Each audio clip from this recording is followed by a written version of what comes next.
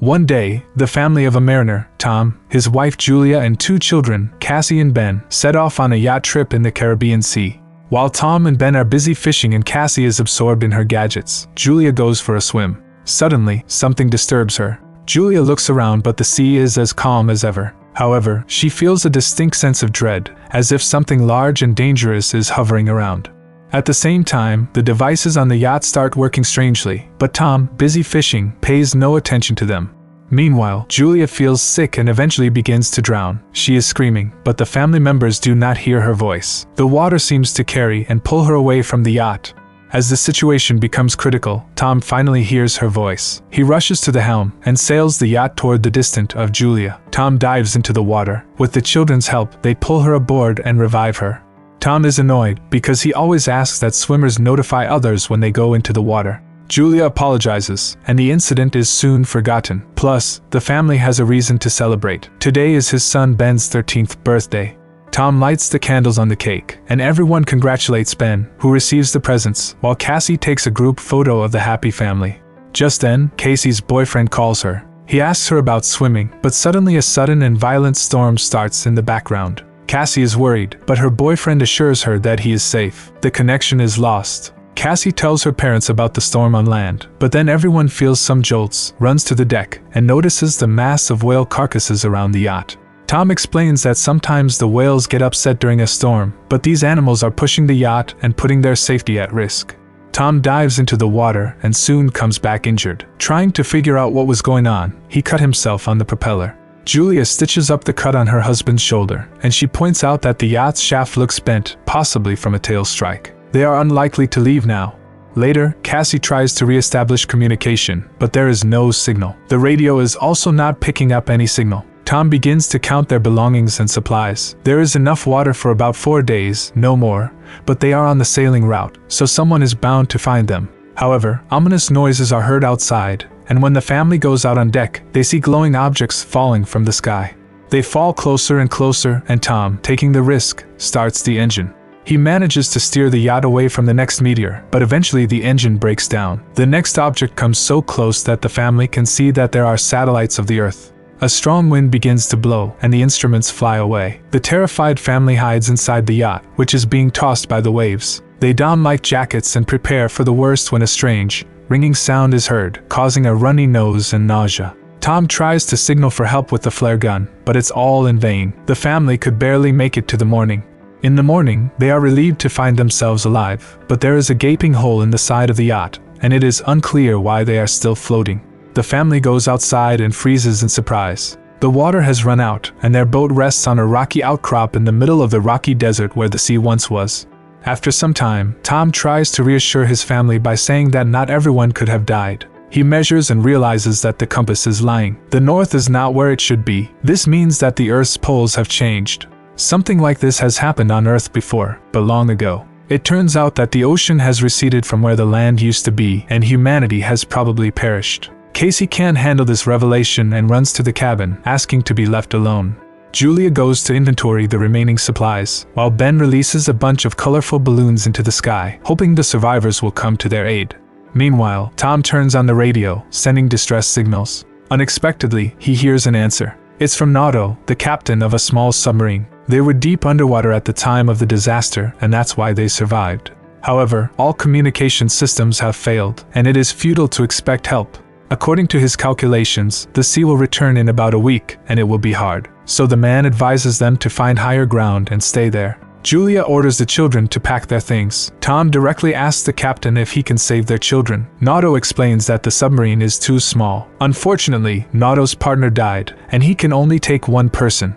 After some persuasion, Tom convinces Nato to pick up the 2 children, and he provides his coordinates. Tom charts a course on a nautical chart and promises to reach the point in a day or 2.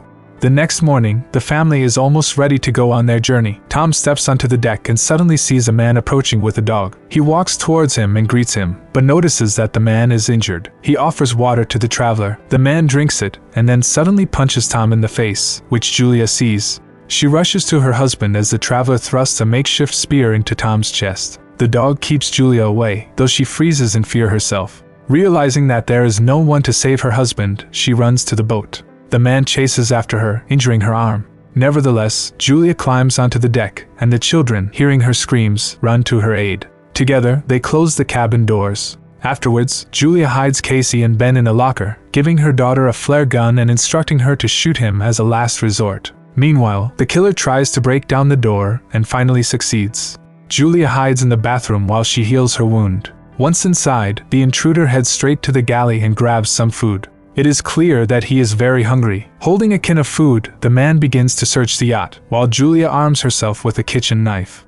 He enters the cabin, but the woman jumps overboard and hides under the boat. The killer peers through the hole but doesn't see her. However, the dog attacks Julia, forcing her to kill him. The man hears the scream, goes outside, and sees the dog's body. Meanwhile, Julia climbs back onto the yacht through the portholes on the opposite side. She goes straight into the hands of the killer. He beats her, throws her onto a couch, and grabs her by the throat, intending to strangle her. Cassie sees all this and realizes that this is a last resort. She opens the locker and shoots the man. The bullet throws him aside, but the flare sets the boat on fire. Julia orders the children to run, while she hides in the galley. The killer, only wounded, tries to strike again. Julia kicks him, grabs the stuffed bags, and jumps aboard, where Ben finds his father's body. Cassie runs to the corpse and cries over it. Julia kisses her dead husband, but after seeing the murderer jump from the burning boat, she takes the children with her. The boat explodes behind them. The family flees across the rocky desert and soon takes refuge in a rocky canyon, where a stream flows.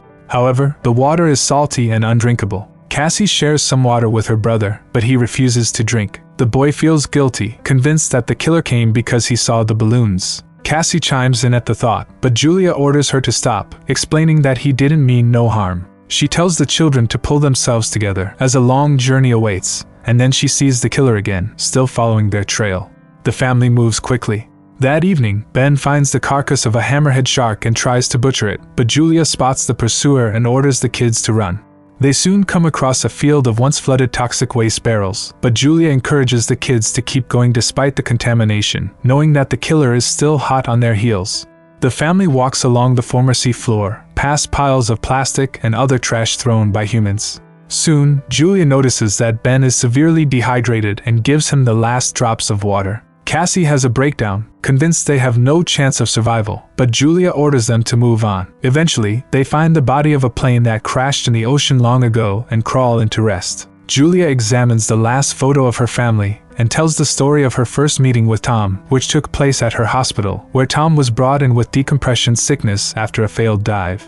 Children cry, remembering their father and bidding him a final goodbye. During the night, Cassie is awakened by a noise and goes outside to sit near the plane. From the darkness, the killer approaches her, unaware that the girl is working bait. As he prepares to capture her, Julia ambushes him and stabs the man. At dawn, the family prepares to continue their journey, only to find that the killer's body has been mutilated, a sign that something more dangerous than humans lurks in the desert. They move on. Julia consults the map when Ben suddenly moves forward. His mother screams for him to stop, but the boy runs to a salt pit and manages to take a few sips. Julia drags him away, but the boy falls ill. Soon, they come across some plastic chairs and make a makeshift shelter from the sun, resting inside them. Suddenly, Julia hears strange noises. She steps outside and sees something that prompts her to wake up the children. Sensing the new threat, they start running. Soon, they see a large ship in the distance, surrounded by fallen containers and a few stragglers. Julia calls out to them, but they, seeing thousands of giant crabs, crawl into a container and close the doors, ignoring her pleas for help. The three climb onto a container, though the crabs manage to injure Julia in the leg. Nevertheless, Julia, Casey, and Ben sit on top, watching the crabs enter through a crack in the door, killing everyone inside despite the people's efforts to stop them. Julia ties a scarf around her leg and falls asleep. The next morning, she wakes up alone, nervous, and calls the children. But it turns out that the crabs have moved on, and the kids went down in search of food and weapons.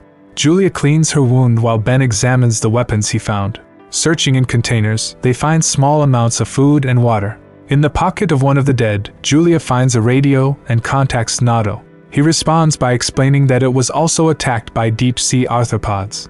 Based on his observations, the ocean will soon return, which has caused this creature to emerge. Julia begs him to save her children, but she is not sure where to go because she has lost the map. Nato lets out a flare. Ben looks in the direction, and the family runs to him. Soon, they spot a yellow submarine in the distance, but it is difficult to reach due to the former seabed area. Cassie disapproves of her mother's talk about saving the children, but Julia refuses to take no for an answer and moves the family forward. They are forced to pass through a valley contaminated with toxic waste.